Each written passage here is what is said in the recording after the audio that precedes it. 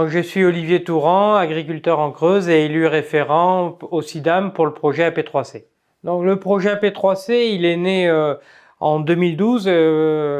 On est parti du constat qu'on avait beaucoup plus d'aléas climatiques, qu'on subissait ça et qu'il fallait qu'on les anticipe. Ses objectifs et son ambition, c'était de fournir aux agriculteurs, dans un premier temps, les projections climatiques sur leur ferme, à l'échelle territoriale très fine, pour qu'ils puissent adapter leur système d'exploitation, parce qu'on raisonne bien au niveau du système, à l'évolution climatique qui va se produire sur leur ferme. AP3C est né en Creuse et a été développé au niveau Massif Central en 2015.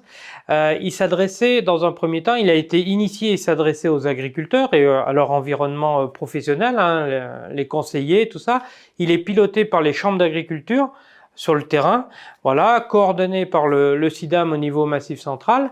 Mais maintenant, on souhaite s'adresser, être utile pour notre territoire. C'est-à-dire qu'on a sollicité, on va à la rencontre de tous les acteurs territoriaux, hein, les collectivités, les conseils départementaux, les Comcom et tout ça, parce que on est persuadé et on aimerait que plus aucun projet territorial ne se conduise sans intégrer les projections climatiques que nous avons à l'échelle 2050, parce qu'autrement, si on ne prend pas ça, ça veut dire que tous les projets qui sont conduits sur le terrain sont déjà en retard si on n'anticipe pas l'évolution climatique.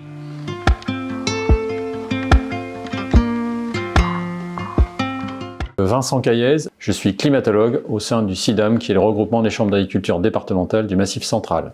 Parmi les évolutions particularisées du département de l'Allier, on note que, au printemps, les températures évoluent rapidement à la hausse. Elles gagnent de 2,5 à 3 degrés de 2000 à 2050 d'ouest en est, avec une légère modulation vers les hauteurs du sud-est.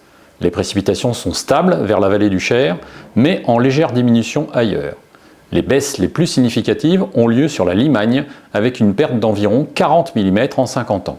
Le bilan hydrique potentiel combine les évolutions des précipitations et de la demande évaporatoire.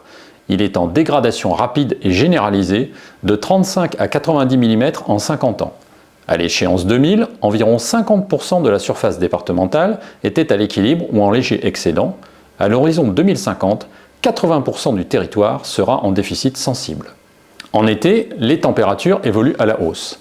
Elles gagnent de 1,2 à 2,8 degrés de 2000 à 2050, soit moins vite qu'au printemps, sauf à la pointe sud de la Limagne.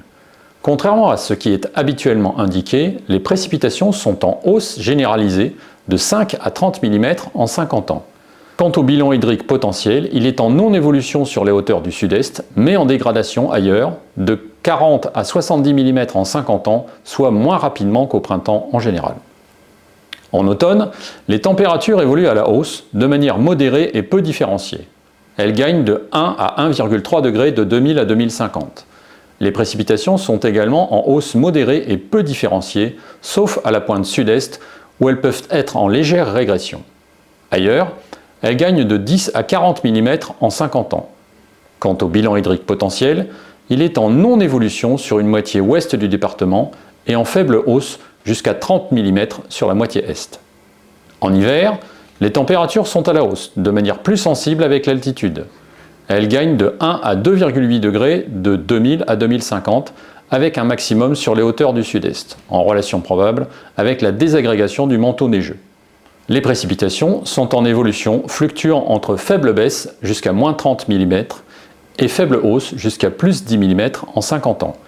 Quant au bilan hydrique potentiel, il est quasiment le reflet de l'évolution des précipitations, soit entre plus 10 et moins 40 mm en 50 ans.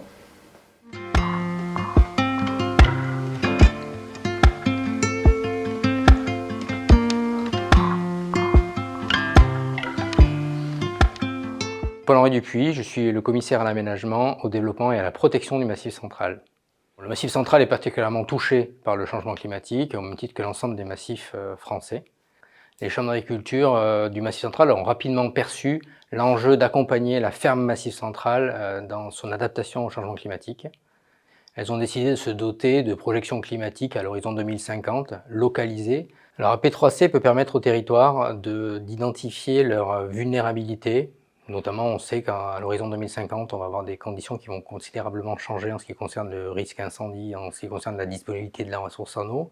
Et ensuite, elles peuvent être utilisées, ces données-là, un peu à l'exemple de ce que nous réalisons actuellement avec l'élaboration du plan stratégique d'adaptation au changement climatique du Massif central, eh bien pour se définir justement une stratégie, un chemin pour adapter notre territoire. Nous disposons aujourd'hui, grâce à des financements importants de l'État et des conseils régionaux du Massif central, de cet outil qui donc va profiter aussi bien aux filières économiques du territoire du Massif central qu'aux collectivités territoriales qui sauront s'en emparer.